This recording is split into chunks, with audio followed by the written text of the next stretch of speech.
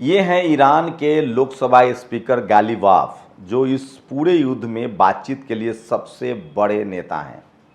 Pezeshkian, Ghalibaf और Araghchi, इन तीनों ने कहा है कि अब बारी इजराइल की है। इजराइल ने फिलिस्तीन के फुटबॉल में गोलकीपर को मार दिया है। इजराइल की लगातार हमले बढ़ रहे हैं। अब ईरान ने इजराइल पर फोकस करना शुरू कर दिया है।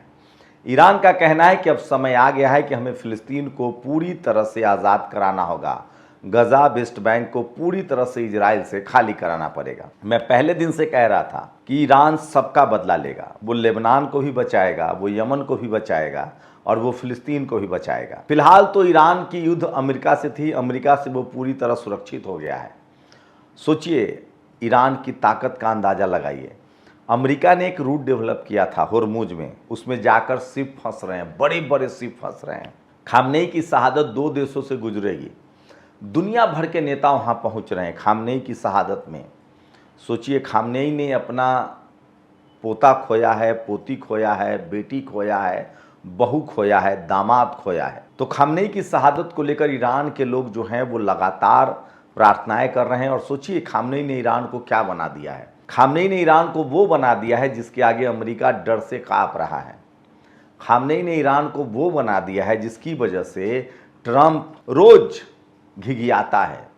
ट्रंप से सवाल पूछे जा रहे हैं। ईरान ने साफ कहा है कि ट्रंप एक झूठा राष्ट्रपति है जिस पर कोई भरोसा नहीं करता है। ईरान ने साफ कहा है कि हमें और कुछ नहीं सुनना है।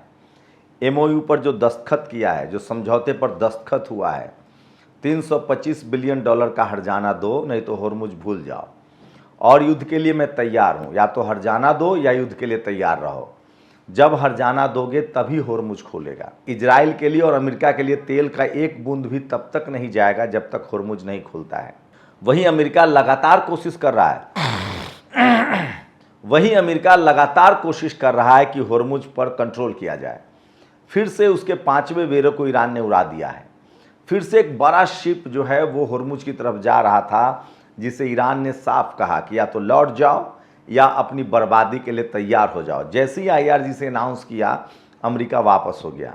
मैं फिर कह रहा हूँ, खुद अमेरिका के कई पायलटों ने कहा है कि ईरान का जो वायु रक्षा प्रणाली है वो जेली फिश की तरह है और वो किसी भी जेट को गिरा देता है। तो खाड़ी देशों में एक भी अमेरिका का सैनिक अड्डा नहीं है। खामनेई ने शहादत से पहले ईरान को वहां पहुंचा दिया है जहां अब तक दुनिया का शायद ही कोई देश कल्पना करेगा। रूस, चीन के अलावा ईरान और नॉर्थ कोरिया वो देश है जिससे अब अमेरिका कम से कम उलझना नहीं चाहेगा। लेकिन ईरान सिर्फ अपनी लड़ाई नहीं लड़ रहा है। ईरान ने कहा है कि दुनिया का कोई भी देश, अगर कोई मजबूत देश उस पर हमला करता है बेवजह, तो वो उसकी मदद करेगा। क्योंकि ईरान के पास अब वो टेक्नोलॉजी है, वो तकनीक है, वो सस्ता ड्रोन्स है, वो सस्ता मिसाइल्स है जिससे किसी को भी सबक सिखाया जा सकता है। खाड़ी देशों में लगभग 150 सैनिक अड्डे जो अमेरिका के थे, कतर में थे, Jordan, Syria, Kuwait, Bahrain, Oman, सबसे नज़दीक Oman, Saudi Arabia, Syria, Iraq, इन तमाम देशों में, संयुक्त अरब अमीरात, कतर, इन तमाम देशों में जो अमेरिका के सैनिक अड्डे थे, उन सब को मरम्मत के लायक भी ईरान ने नहीं छोड़ा है। वही ईरान ने तस्वीरें दुनिया के सामने दी है कि हमने लगभग अपना इंफ्रास्ट्रक्चर अपने दम पर खड़ा कर लिया है। ईरान को इस युद्ध में जो भी नुकसान हुआ था उसने खड़ा कर लिया है। ईरान के लिए पूरा खुला आसमान है। सोचिए, उसके पास तेल के 40% तेल और गैस अकेला है। ऐसे में अमेरिका के पास अब कोई चारा नहीं है। डोनाल्ड ट्रंप सिर्फ झूठ पर झूठ, झूठ पर झूठ। दर्जनों बार डोनाल्ड ट्रंप कह चुका है कि हमने ईरान को नेवी खत्म कर दी, एयरफोर्स खत्म कर दिया, ईरान पर जब चाहेंगे कब्जा कर ले। ये सब झूठ है, महा झूठ है, बिल्कुल झूठ है।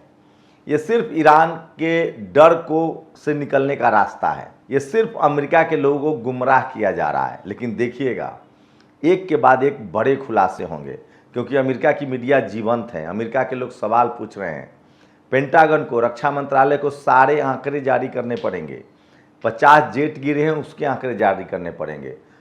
बेरा का बेरा युद्धपोत डुबाया गया है, उसके आंकड़े जारी करने पड़ेंगे। कितने सैनिक शहीद हुए हैं, उसके भी आंकड़े जारी करने पड़ेंगे। तो ईरान ने पूरी दुनिया के सामने साबित कर दिया है कि वो अब एक सुपर पावर है और वो अमेरिका से नहीं डरता है। सोचिए, इसका दुनिया पर क्या असर पड़ेगा। अब दुनिया का कोई भी देश अमेरिका की फिजूल के धमकी से नहीं डरेगा, उसके फिजूल के जो आरोप लगाने का जो उसका जो कल्चर है उससे नहीं डरेगा। वो अपने आप को दुनिया का बॉस साबित करता है, उससे कोई नहीं डरेगा।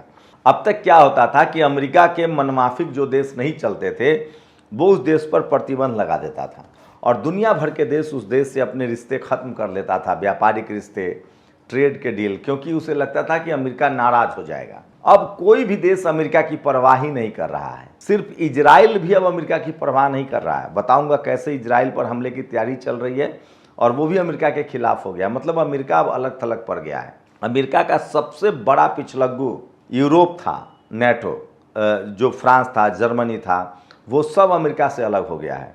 वहीं यूक्रेन पर रूस ने बड़े हमले तेज कर दिया। अब अमेरिका की कोशिश है कि यूक्रेन को हथियारों की सप्लाई की जाए। मैं फिर कह रहा हूँ, दुनिया में कोई भी देश किसी देश से युद्ध नहीं जीत सकता है, क्योंकि हर देश के पास एक तकनीकी ताकत हासिल है और ईरान ने वो रास्ता खोल दिया। तो दुनिया में जो अमेरिका का वर्चस्ववादी राजनीति था वो खत्म हो गया है और पूरी दुनिया को पता चल गया है कि अब तकनीक के जरिए, मिसाइल्स के जरिए और नए जो एयर डिफेंस सिस्टम है उसको बनाकर वो अपने देश की सीमा को पूरी तरह से सुरक्षित कर सकते हैं। अब तक दुनिया इसलिए अमेरिका से डरता था क्योंकि उसे लगता था कि अमेरिका के पास सबसे आधुनिक जेट हैं, स्पिरिट 2 बॉम्बर है, F-35 है, दुनिया के किसी भी देश पर वो बमबारी करके वापस जा सकता है।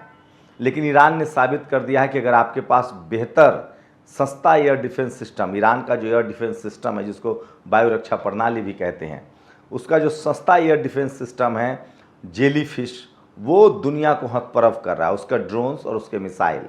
मतलब ईरान के सीमा में, हवाई सीमा में कोई भी जेट आए और वो सुरक्षित चला जाए, ऐसा नहीं हो सकता है। साथ ही उसके जो एयर डिफेंस सिस्टम है वो दुनिया के दूसरे देशों से आने वाले मिसाइल से भी उसकी सुरक्षा करता है। तो अब दुनिया भर में 2 ही तकनीक काम करेगी, मिसाइल्स का निर्माण और एयर डिफेंस सिस्टम। मतलब दूसरे देशों के जेट को मार गिराना, उसके लिए आपको आधुनिक मिसाइल चाहिए, और दूसरे देशों के मिसाइल्स को रोकने के लिए या जेट को रोकने के लिए आपके पास बेहतर एयर डिफेंस सिस्टम होना चाहिए। और ये दोनों विज्ञान के दम से आएगा और यही गेन किया है, यही बनाया है ईरान ने। इसलिए आज ईरान पूरी तरह से सुरक्षित है और अमेरिका उसके सामने घुटना टेकने के लिए मजबूर है। अब ईरान कह रहा है कि हम फ़िलिस्तीन को पूरी तरह से आज़ाद कराएंगे, गजा, वेस्ट बैंक, फ़िलिस्तीन को, इजराइल को खाली करना पड़ेगा, नहीं तो हम विशुद्ध रूप से इजराइल पर हमला करेंगे। इजराइल के खिलाफ खाड़ी देश भी हैं, तुर्की भी हमला करने के लिए तैयार हैं। सऊदी अरेबिया ने भी कहा है कि अब हमें अमेरिका से कोई डर नहीं है, अमेरिका खुद अपनी रक्षा नहीं कर पाया। अब तक खाड़ी देश इसलिए चुप थे क्योंकि उनको लगता था कि अमेरिका से युद्ध करना पड़ेगा, इजराइल मतलब अमेरिका, अमेरिका मतलब इजराइल।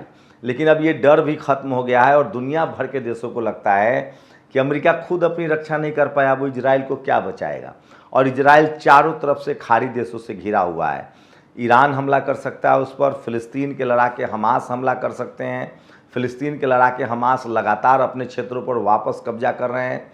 यमन के लड़ाके हूती वो हमला कर सकते हैं और लेबनान का लड़ाका जो है हिजबुल्लाह वो तो लड़ ही रहा है। वही हथियारों की भी सप्लाई ईरान जो है वो बढ़ाने जा रहा है। तो ये बात तो तय है कि देर सवेर 1 महीना 2 महीना में जितना जल्दी हो फ़िलिस्तीन को पूरी तरह से इजराइल को खाली करना पड़ेगा, नहीं तो उसे बड़ी कीमत चुकानी पड़ेगी। उधर रूस ने यूक्रेन पर लगातार हमला बढ़ा दिया है, लेकिन यूक्रेन को हराना आसान नहीं है क्योंकि यूरोपियन देश उसे हथियारों की सप्लाई कर रहे हैं। तो समझिए कि इस पूरे खेल में सबसे ज़्यादा नुकसान जो है वो भारत को उठाना पड़ रहा है, क्योंकि तेल नहीं मिल रहा है। सबसे ज़्यादा फ़ायदे में चीन है जो अपना हथियार भी बेच रहा है और वो ईरान से सीधे तेल भी ले रहा है। ऐसे में भारत का सबसे बड़ा जो गलत स्टेप रहा वो रहा इजराइल के साथ खड़ा होना। क्या आप मेरी बातों से सहमत हैं, असहमत हैं? अपनी राय जरूर दीजिए। शुक्रिया। नेशनल दस्तक की आपसे गुजारिश है कि अगर इसको बचाना चाहते हैं तो नेशनल दस्तक को सब्सक्राइब करने के लिए रेड कलर के सब्सक्राइब बटन को दबाएं, फिर बेल आइकन की घंटी दबाएं। नेशनल दस्तक को बचाने के लिए बहुत जरूरी है कि हर खबर को शेयर करें, लाइक करें, कमेंट जरूर करें।